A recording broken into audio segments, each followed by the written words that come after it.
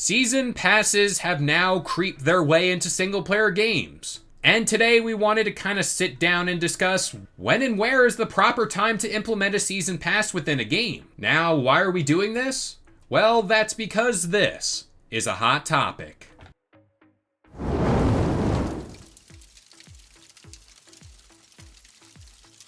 What's up, guys? This is Kalo, and normally I'm here to give you the lowdown on all things gaming, but welcome back to another episode of Game Sandwich Hot Topic. And I'm joined today by a familiar face to the show. Why don't you say what's up?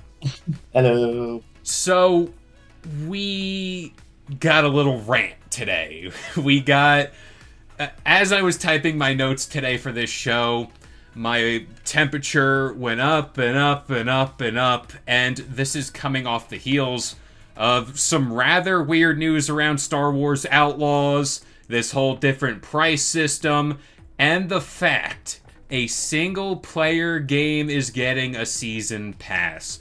First up, when you heard the news, what were your thoughts on that? I mean, it's not a surprise to me considering it's Ubisoft. Fair point. Fair point. They've had season passes and things for forever. I mean, they've done a season pass for Assassin's Creed as well. Yeah, and what they're turning that into, where it's like I want to say it's the Unity Hub or something like that, where it's like all the games are playing off this central thing. They do some shady things there. And I think what this all stems from is the fact, and we've beaten this subject over the head countless times. Budgets for the games are ballooning. It's causing this ripple effect. There's Xbox games on PlayStation. There's PlayStation games on PC. And now we're getting stuff like this. I get that in the context for Star Wars Outlaws and just talking about that, what bothers me is looking at the quality of what we're getting for this quote-unquote season pass. And I pulled up the exact things we're getting. So it says right now in this season pass, and I quote, you're getting 2 DLCs at launch. You're getting the Jabba's Gambit exclusive mission, which is just one mission. There's that. And then the Kessel Runner character pack, which is pretty much cosmetics for Kay and Nyx. That's a season pass? I just don't get it. See, I didn't even know what was on the season pass by any means, because I'm not that interested in Star Wars Outlaws. I've kind of lost hope in the Star Wars IP. Ironic. Except for specifically the Jedi games that Respawn made. Those are the only ones I ever have any faith in at this point. I don't even have faith in the Knights of the Old Republic remake that's supposed to be coming. Is it alive? Is it dead? We honestly don't know. But I mean, like I said, I'm not surprised considering Ubisoft, their history with doing things with season passes, their history of making you pay for things that you shouldn't have to pay for. Oh, and then putting an ad in the middle of an Assassin's Creed game that they said was not supposed to happen. I forgot about that. Oh my gosh. And I'm an avid Assassin's Creed fan. Like, I defend that game. I've defended Valhalla. I thought it was pretty damn good.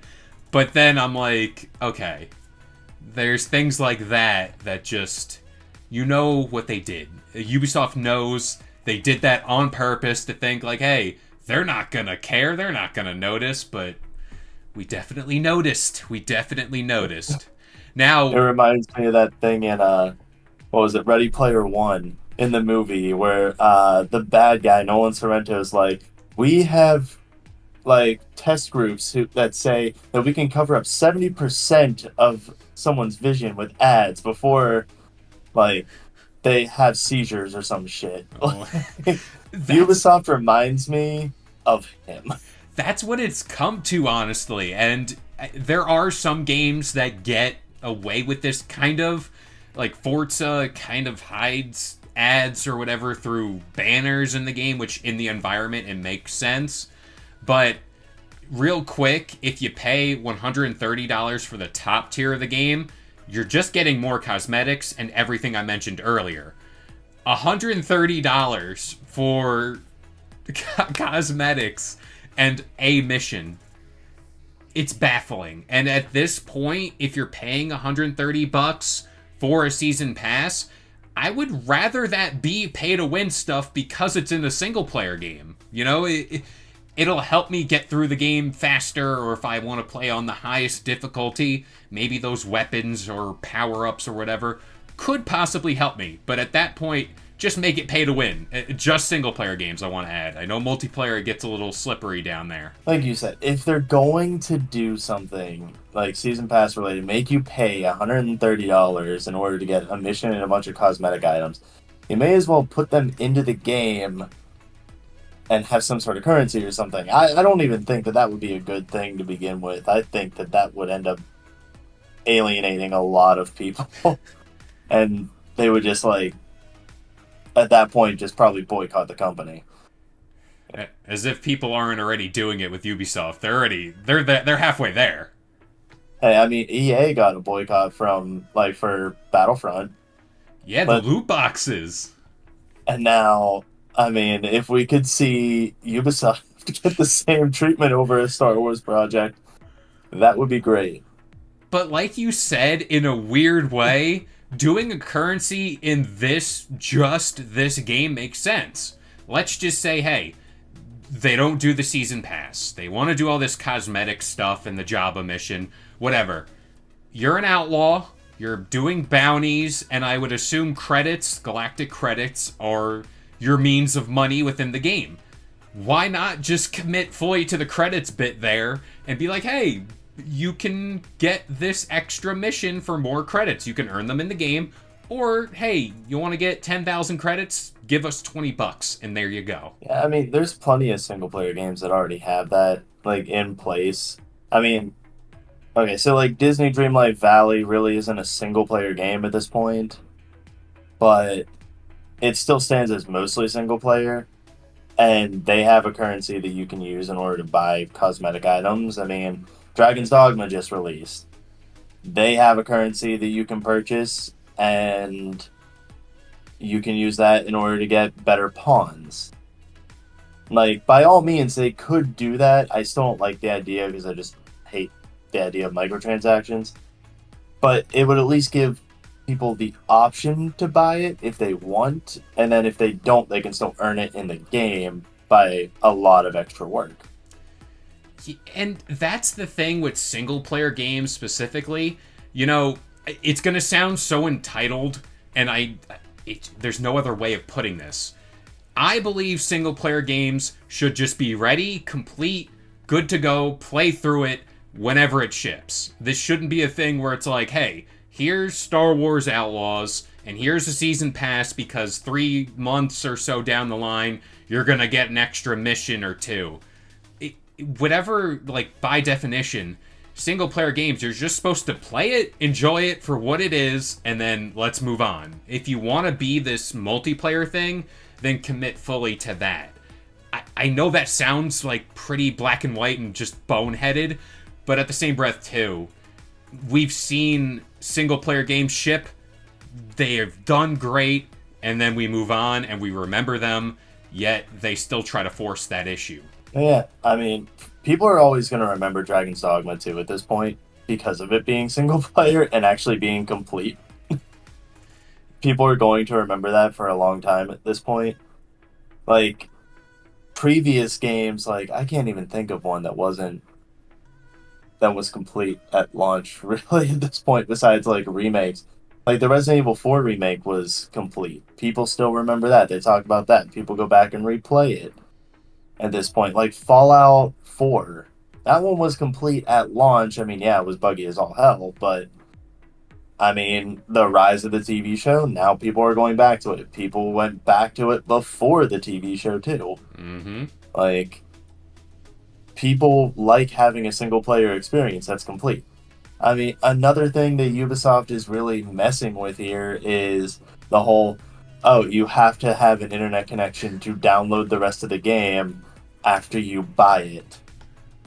So, like, even people who have to get a like physical edition are just now screwed if they have no internet connection. We brought up this thing in, I want to say it was a hot topic a few weeks back, And I gave the example when I think it was Hurricane Sandy hit my local area. Assassin's Creed 3 came out, and I was like, Mom, I gotta go get Assassin's Creed, even though like a world-ending event just rolled through our town. Everything's underwater. I have to get to GameStop.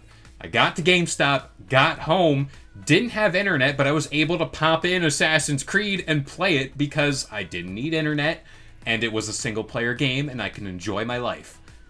Can we get back to that, please? Like, that's just what we need for single-player. Multiplayer is there for a reason.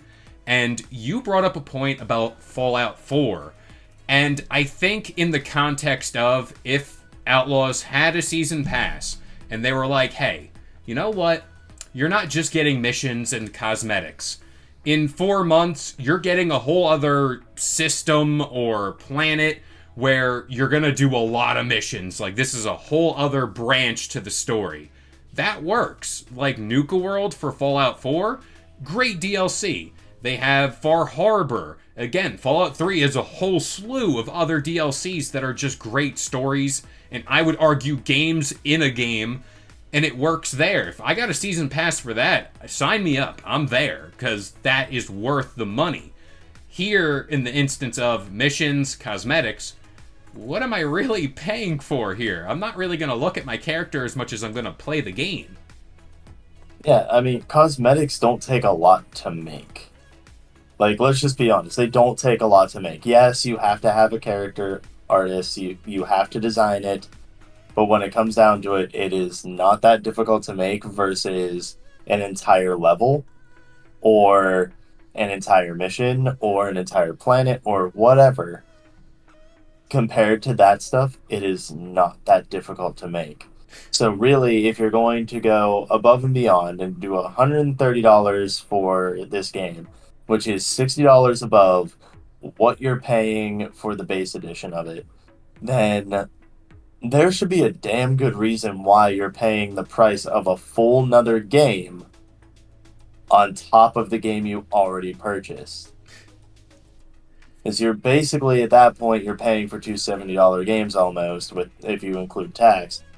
And I mean, really, if they're not going to do some full like additional story DLC, it's not worthwhile in the slightest. If all you're getting is cosmetics, that should be like a $10 increase. Because back in the day, like I don't even know why I'm saying back in the day. Literally 2 years ago, 3 years ago, you could have bought a game and then gotten extra cosmetics for it for an extra $5 tacked on. Mm-hmm. I used to work at GameStop 6 years ago, and when I worked there, people complained about $10 extra for cosmetic items. I mean, imagine the number of people who are going to end up harassing store employees at this point over a $60 increase for cosmetic items and a single mission that's probably going to be beaten within 10 minutes. Oh, I also forget to mention you get a digital art book. If that adds anything, if that tickles your fancy, I don't know, but it just Art books don't matter. They don't. A digital art book is nothing more than sketches that people put in for the game. That should really, if you want that should be like a $5 purchase, maybe $10. I mean, that shouldn't even be included really in a season pass for me or anything. Like, those used to be pre-order bonuses. Mm-hmm. And now you're paying for them, and really, I don't remember the last time I got a digital art book that I actually looked at. You're paying for JPEGs. It's just right there. Google the game and you'll get, there's your digital art book right there on Google. But follow the artists who made the art, and they typically will post their pre-rendered images. Like, you can look at that stuff by following an artist account. Now, in a sense where I think season passes work, live service games, I know they're all over the place, and some games tend to do this the right way, and then there's some that do it the wrong way. But for the sake of being current and using buzzwords, Fortnite. Fortnite does the season pass, I think, the best possible way. You get cosmetics through it all. There's no pay to win stuff there, and there's a free version. So if you want to play the season pass, you get other rewards through it all, and you get art and all that. But is that actually a season pass, or does that classify as a battle pass? Because that two different things here. Now I want to add. There we go. Let's dive down this rabbit hole. I need to know 'cause your two different factors. Battle Pass is typically something that gets you like little rewards throughout a season in a game. Season Pass typically is something that gets you extra DLC as like over the course of a game's lifespan. Oh, To okay. me. So like Fortnite, yeah, that has a battle pass every single season. You pay for it. You go, oh hey, I pay like I don't even know because I don't play Fortnite. Maybe $10 or something for the battle pass, and then oh, you can unlock all this stuff by putting in the work to get it. But a season pass is typically like Far Cry 6, for instance. It had a season pass. Typically, it gets you extra DLC. And for the instance of Far Cry 6, it got 3 different DLCs. Each one was a story DLC. And each one let you play as one of the past villains in old Far Cry games. Each one was reviewed like terribly, if I remember right, because they were like short, like 5-minute missions or something that you could easily beat. But it was still extra content, though. And you paid for it up front, didn't have to unlock anything by doing anything. So, yeah, that's where I kind of draw the line there. It's like Battle Pass is just for a season of a game, for live service. Actual Season Pass is getting a bunch of DLC for a game. See, I lumped it all together. This is why we do shows like this, because we learn something from them. Now, I guess I should ask this at the start. Have you ever bought any type of season pass for a single game before? Anything like that? Oh, loads of them. Ones that actually matter. Like, I typically don't buy the season pass until at least one DLC releases so I can see what kind of content they're going to be releasing. So, for instance, like Far Cry 6, I mentioned that one. I never bought the season pass for it because I didn't want to play any of the DLCs. As soon as I saw that the first DLC was only about like 5-10 minutes long, I went, that's not worth it to pay the extra like $30 or $40 that it was. And then the second DLC came out, and once again, it was like, oh, I beat it in 10 minutes kind of deal. But, for instance, like not Far Cry, blah. Fallout 4, I think, had a season pass at one point when it launched. Might have. And, like, I believe that I ended up buying that one. If not, I bought all the DLCs individually because they were actual full-length story DLCs that offered something big to the game. And I mean, I can't think of any others off the top of my head really, besides maybe Super Smash Brothers. Like Super Smash Brothers had a season pass that unlocked like a ton of different characters, and then they had a second season pass and a third one that unlocked like additional like 6 characters each, I think it was. So you got a good chunk of content for the game. But each season pass was like $10, I think, or maybe 15. Yeah, so Fallout 4 does have a season pass. It's on sale right now if you were interested to get it. I think what this all kind of boils down to, you can be a single player game and you can kind of have the season pass. I think it depends on the quality of what's in it. This thing for Star Wars Outlaws, if they said, hey, you're going to get like 4 different, like totally separate quest lines that are going to be long, you're going to play through them, whatever, we're fine. We'll acknowledge it and move on. Hey, Ubisoft messes up sometimes and it's whatever. But again, they're not offering too much. I always look at a game, I think, aside from Fallout 3 and Fallout 4, that have done great things with a season pass and with DLC. GTA 4, and I'm not talking about GTA 5 because that game just refuses to die. GTA 4 with The Lost and the Damned, The Ballad of Gay Tony, two separate, full-fledged DLC stories, and again, The Ballad of Gay Tony gave you a whole separate multiplayer to hop into. It was just quality stuff. I remember sinking countless hours into the multiplayer there. And I was like, all right, I'm fine paying this because this is what it's worth. I remember specifically, actually, I bought the Dark Souls DLC, like when they did it for Dark Souls 3. And that was my second ever Dark Souls game, and yeah, Season Pass, totally worth it. They released two different DLCs that were absolutely massive areas that took a long time to beat. Like, you weren't going to end up running through them in 2 hours.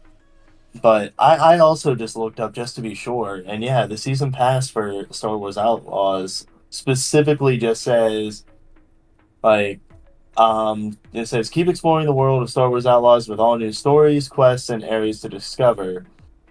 And it only mentions the two, so it does seem like there will actually be, like, new stories and areas. Whether or not those will actually be big, who knows. But they, so far, have not done a good job at actually saying anything about what the DLC is going to offer or to influence anybody to want it in the slightest.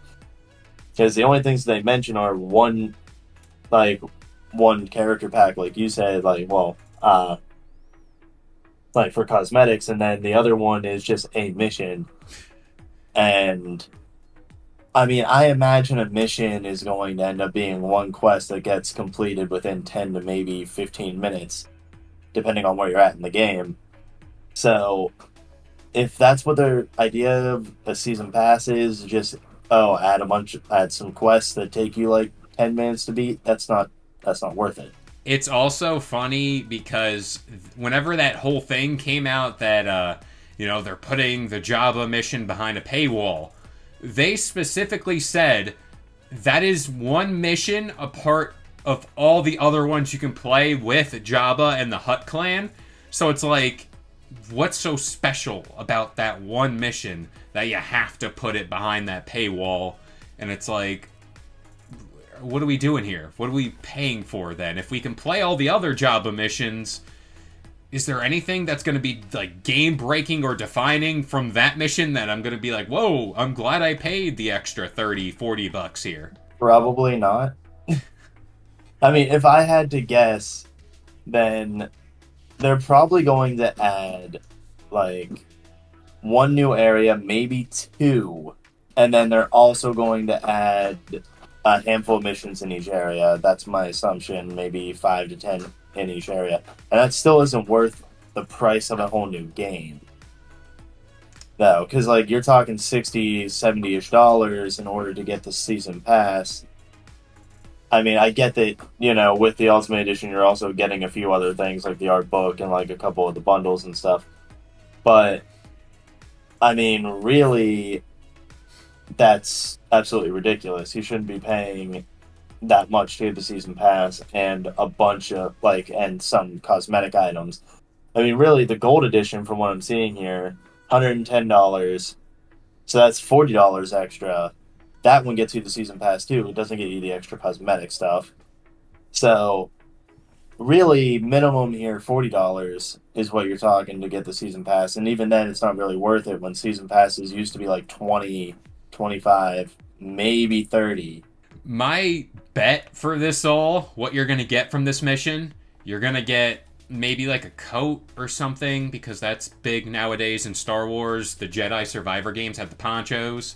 Like, as a reward from Jabba from completing this mission, you're going to get an outfit, a coat, or whatever, and then a blaster. But the blaster is not going to be one you use forever. It's going to be one that's good for, like, 2 minutes, depending on your level. And then it's like, oh, I'm just going to throw that in the chest on the ship and just keep it moving. That's my bet. If you play Star Wars Outlaw, you see this video, and you did the mission, come back here, leave a like, because maybe I was right. Who knows? Oh, I guarantee it. I mean, really, the best, and we could do like an entire other, we could do a whole debate about this probably, but really, to me, like one of the best formats in terms of like a single player game is to have a weapon that lasts you the entire game. You just change cosmetics on that weapon, like Star Wars Survivor and Fallen Order. Both of those amazing games. And oh hey, you just have a lightsaber the whole time. You customize it. That's it. I Yeah. mean, you get abilities that help you get better with said lightsaber. And then like in Survivor, you still have your lightsaber, but you have different fighting styles with it. Mm-hmm. I mean, really, what's stopping them from just doing the same blaster? Oh, hey, you have this one lucky blaster, but you do upgrades for it that let you do special maneuvers with said blaster or can make the blaster better. Because that would be the right thing to do. And we all know when companies are in charge of these things, they're like, we see that, you know, that meme of the car drifting onto the wrong exit? That's what's happening here. That's exactly what's happening here. No, yeah. I mean, it really is. I mean, I could easily see them doing that, though. Like, going, oh, hey, here's this blaster. You can do like 3 upgrades on it. And as you complete missions, you'll get like the different parts of the blaster to change parts to upgrade it, make it better. And then you can switch the skin on it whenever you want in order to make it however you feel like you want your blaster to be. And maybe change the ammo type. Yep. Like, instead of it just being like, uh, honestly, for the life of me, I can't think of what Star Wars uses in terms of blasters, but I mean, you can make EMP rounds for it or something. Yeah. There you go. Make it so that those rounds end up like shocking somebody whenever you hit, or like have a burn effect, whatever. Mm-hmm. I think with Star Wars 2, they could get away with that because, like, in the world, Han Solo's blaster is iconic, the way it looks. Chewie's crossbow, I keep bowcaster. There we go. I'm a Star Wars fan, I promise. Um, Again, iconic weapon build. You know, you look at Boba and Django's blasters, the pistols. Those are iconic looking. The lightsabers, iconic. Characters are known for sticking with the singular weapon and just being damn good at using it. So right there, you have it. You have it. Just now this is when it's Yeah, getting hot. yeah. I mean, like, I saw a post once upon a time. I think it was like 2 days ago or something that I saw it, where someone posted on YouTube. Give credit to whoever credit is due for, because I have no idea who made it. I just saw the title, but it was like Ubisoft is doing everything they can to ruin Star Wars Outlaws. And I saw that and went, yeah, that is a clickbait title, but also there is some truth to that. I mean, you have people complaining about every aspect of the game. Like, I've looked at the Reddit thread, and people are like, I hate that the character looks like she's from the 80s. Personally, I like that, though, because Star Wars started in the 80s. Hey, Mm-hmm. I mean, it works. But, like, then you also have people complaining about the season pass, people complaining about the cosmetics, people complaining about Jabba's, that one Jabba mission getting locked behind a paywall. And it's just, this whole game is just like a recipe for disaster at this point. And I mean, really, you couldn't have picked a worse company to make the game. I mean, honestly, I'm wondering how many towers are going to be in it. Oh no, no. I don't need to climb nothing. I don't need any of that. I don't need like a little tree where you got to assassinate people. It's gonna cross over. I know it's gonna. And that's the Oh worst yeah, part. That's the worst part about it. Because I'll be honest, up front when I first saw that gameplay, they revealed, I want to say Summer Games Fest. I could be wrong. When they revealed it, I was like, oh, I'm in. This game looks awesome. I have no second thoughts about it. It's going to be a fun Star Wars game. Then this story hit, and then I'm like, oh, it's that thing. This is what it's going to be. Here we go. yeah. I mean, really, Ubisoft, they're known for basically doing the same thing over and over and over again. I mean, they started with Assassin's Creed with the whole tower thing, and like Far Cry has those towers, and every other game that they have has those towers. So, guaranteed, if this is an open world game, well, actually, it is an open world game. I don't even know why I said if, because they're touting it as the first open world Star Wars game, and so yeah, it's going to have those Ubisoft towers where you're gonna climb something in order to like scan the area with a droid or a drone of some sort, and you're gonna go, oh hey, wow, I know this area, cool. Let me go check the next part of the planet. Now let me go on to the next part. And you might have some stealth where you hide in an obvious bush in order to like make it so that people can't see you, even though that probably wouldn't actually work. It's like the Metal Gear, he hides in a box. It's like, we know you're there. Yeah. It's right there. Yeah, it's so bad because I was looking forward to this game. I'm going to play it, whether I get it up front or not. That, I think, is now the thing that's coming in most people's minds. Am I just going to get this up front? Probably not. I'm going to wait because Ubisoft games, as many people know, go on sale at astronomical rates somewhere down the line. So, prime candidate for your sale right there. Star Wars Outlaws. Yeah, I mean like I'm just going to go ahead and just predict what I think everyone's going to say about the game at launch. Like at launch, I bet you there's going to be like a bunch of different companies giving the game like a 5 or a 6. And then IGN's obviously going to give it a 9 because IGN gets bought out. And I don't care, shots fired, whatever.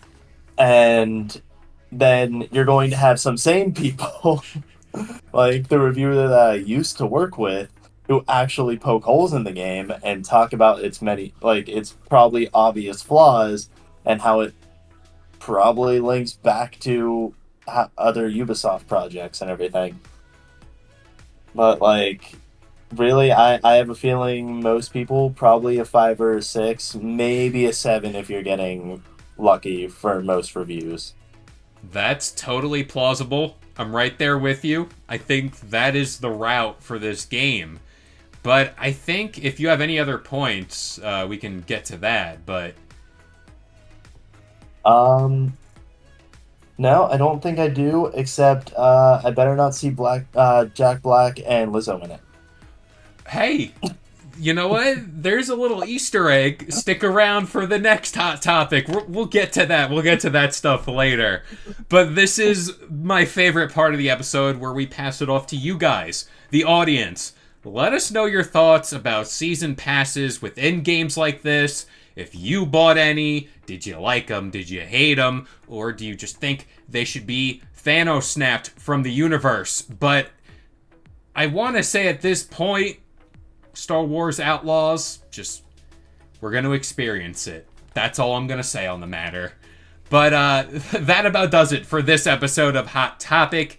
Again, if you want more videos like this, drop a like on this video, subscribe to Game Sandwich, and of course, if you want to talk more about video games, check out our Discord channel in the links down below. We got all that stuff. Check out our website for all your gaming news, rumors, and reviews.